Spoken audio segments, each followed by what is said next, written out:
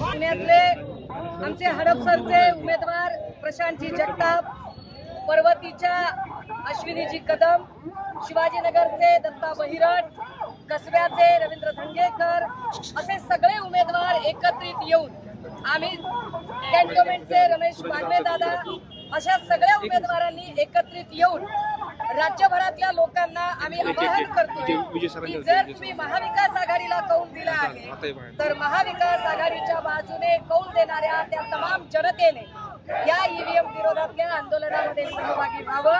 भविष्य काळात हे आंदोलन अधिक जास्त आम्ही तीव्र करू।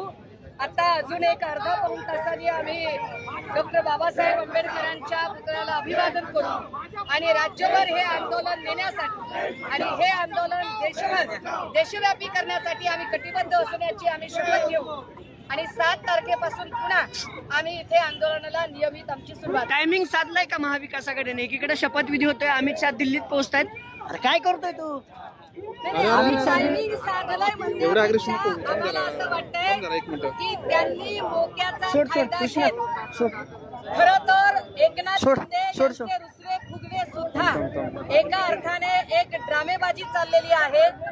सगळ्या लोकांचं ईव्हीएम वरचं जे लक्ष आहे ते लक्ष हटवण्यासाठी जाणीवपूर्वक देवेंद्र फडणवीस आणि एकनाथ शिंदे मिलीभगतने दुसऱ्या फुग्याचं नाटक करत आहेत।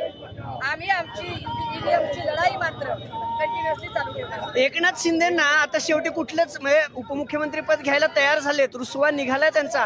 बाकी आमदारांनी विनंती केली की आम्ही कुणीच घेणार नाही, तुम्ही नाही घेतलं तर। आता ते घेत आहेत। जी लोक 20-20 वर्ष ठाकरे कुटुंबाने दिल्यावर त्यांच्याशी गद्दारी करू शकतात, ती 2.5 वर्षातल्या एकनाथ शिंदेमुळे समाधानी होणार आहेत का? हे सगळं बोलण्यासाठीच्या गोष्टी आहेत। मुळात हे सगळेच लोक आज जर कुणी उदय सामंतांना सांगितलं की तुम्हाला उपमुख्यमंत्री करतो तर 1 मिनिटात एकनाथ शिंदेची सुद्धा गद्दारी करतील। त्यामुळे या बोलण्याला काहीच अर्थ नाही। ईव्हीएम वरचं लक्ष हटवण्यासाठी हे केलं जातंय। दुसरीकडे अजितदादा गटाने एकनाथ शिंदेची बार्गेनिंग पॉवर 0वर आणून सोडलेली आहे।